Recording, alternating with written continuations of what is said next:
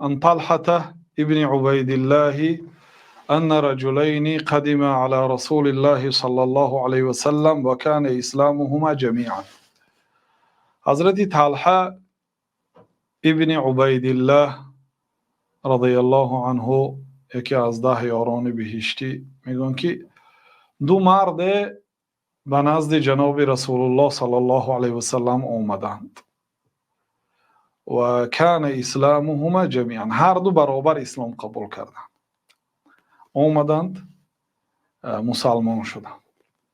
فکان احدهما اشد اجتهادا من الاخر، یکی آنها بسیار کوشش و غیرت میکرد در دین مقدس اسلام، شخصی مجتهد بود، یعنی نمازهای زیادتی، خیر و سخاوت زیادتی، مهر و محبت خاص به شنیدن سخنهای الله و نمازهای نافله و تهجد، روزهای نافله، بسیار به غیرت بود از نسبتا به دویومینش.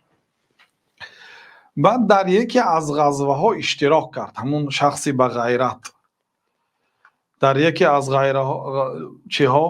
غزوه ها اشتراک کرد،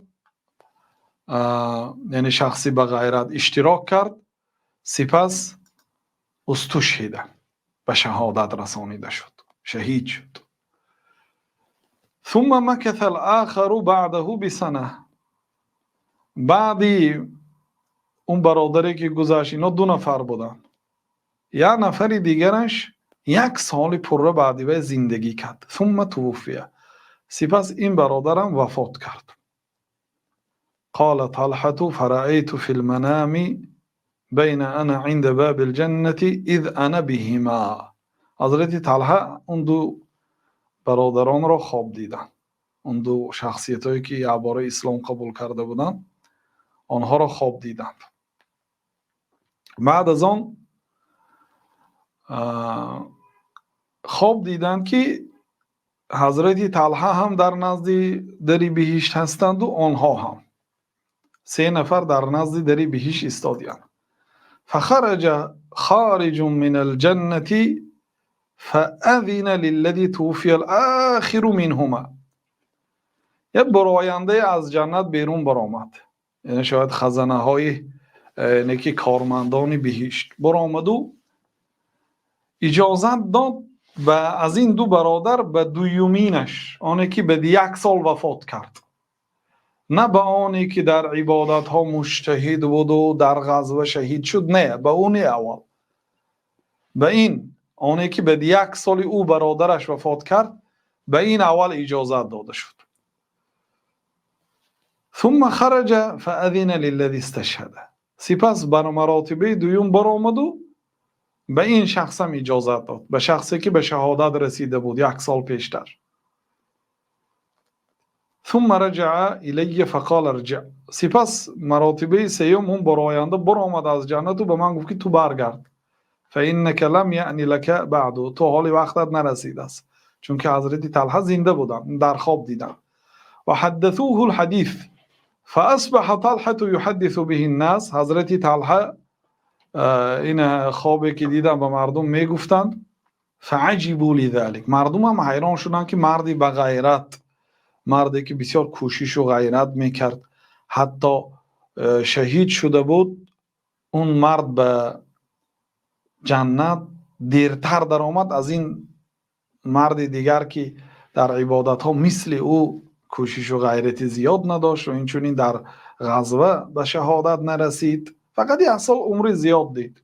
فبلغ ذلك رسول الله صلی الله علیه و سلم، این حدیث، این سخن وقتی که به پیامبر صلی الله علیه و سلم رسید، گفتن که من ای ذلك تعجبون، از چی شما در تعجب افتادید، چی شما رو به تعجب آورد؟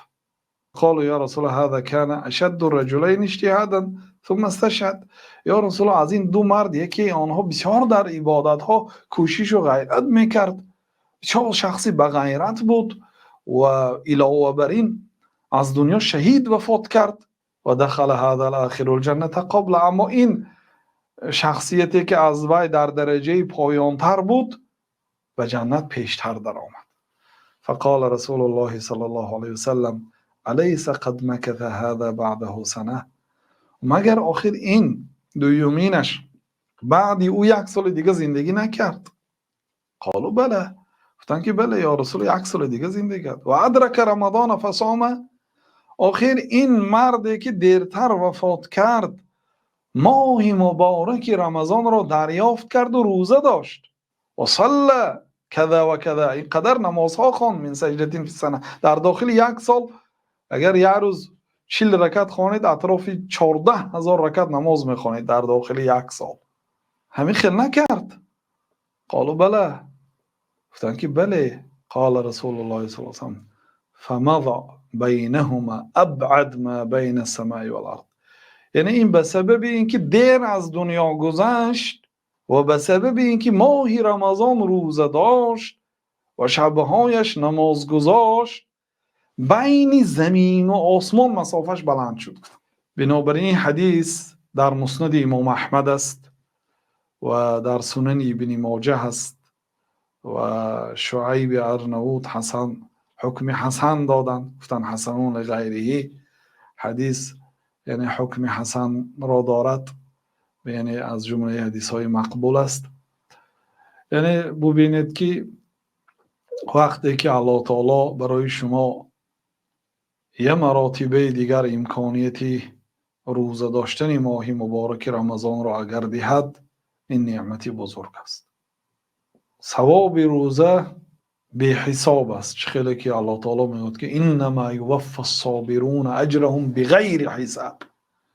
الله تعالی به صبر کننده ها به حساب ثواب میدهد. بعضی مفسرها مراد از صبر کننده ها روزه دارها گفتند، چون اونا صبر میکنند. معنای روزه خودش صبر است.